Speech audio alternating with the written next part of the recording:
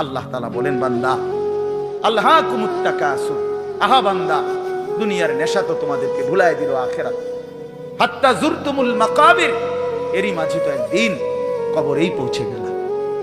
একদিন কবরে পৌঁছে তুমি তো উপলব্ধি করবা, কাল্লা সাউফা তা'লামুন সুম্মা কাল্লা সাউফা তা'লামুন। আল্লাহ তাআলা বলে, বান্দা শোনো, সাবধান, কাজটা ভালো করলা না, দুনিয়ায় ডুবে গেলা, আখিরাত ভুলে গেলা। সাউফা তা'লামুন, দুইবার বলছে একটা কথা আল্লাহ। অল্প সময়ে তুমি জানতে পারবা, অল্প সময়ে তুমি জানতে পারবা। তাফসীরের মধ্যে লিখছে দুইবার কেন বললো আল্লাহ? আল্লাহ বলেন, হে নাফরমান বান্দা, তোমারে আমি একবার কবরে আযাব দিয়া বুঝাবো তোমার এই নাফরমানির পরিণতি কি, আরেকবার হাসরে নিয়া জাহান্নামের আযাব দিয়া বুঝাবো তোমার এই নাফরমানির পরিণতি কি। তুমি সেদিন বুঝবা বান্দা, আমার কবর কি, আমার আখিরাত। রাসূলুল্লাহ সাল্লাল্লাহু আলাইহি ওয়াসাল্লাম বলেন, নাফরমান যখন কবরের প্রশ্নের জবাব দিতে পারবে না, তো আল্লাহ তাআলার পক্ষ থেকে ফেরেশতাদেরকে বলবে, আফরিশুহু মিনান নার ওয়ালবাসুহু মিনান নার ওয়াফতাহু লাহু বাবান ইলান নার।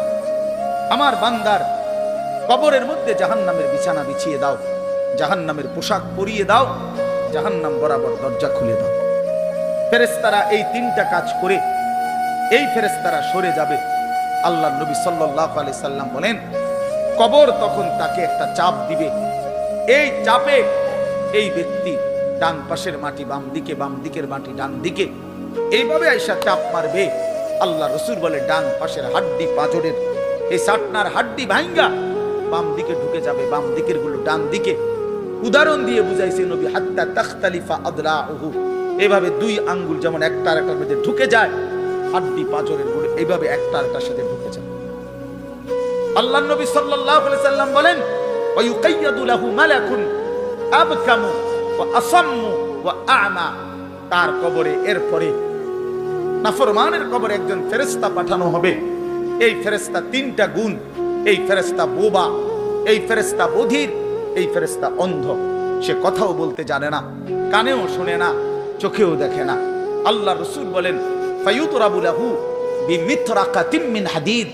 এই ফেরেশতা তখন তাকে লোহার গুর্জ, লোহার হাতুড়ি দিয়ে নাফরমানের বারবাতান বাইনা উযুনাইহি, দুই কান বরাবর মাঝখানে আঘাত করবে। এক একটা আঘাতে ফায়াসিহু সাইহাতান, নাফরমান এভাবে চিৎকার করবে, ইয়াসমাউহা মান ইয়ালিহি ইল্লা সাকালাইন, মানুষ এবং জিন ব্যতীত আল্লাহর কসম গোটা সৃষ্টি এই নাফরমানের আওয়াজ শুনতে পাবে, চিৎকার শুনতে। দোস্ত আমার, বন্ধু আমার, ছেলেরা আমার, জিন্দেগি বড় বেশি রঙিন মনে করছো তুমি। 18,000 টাকার একটা মোবাইলের কাছে হেরে গেল মুসলমানের ছেলে।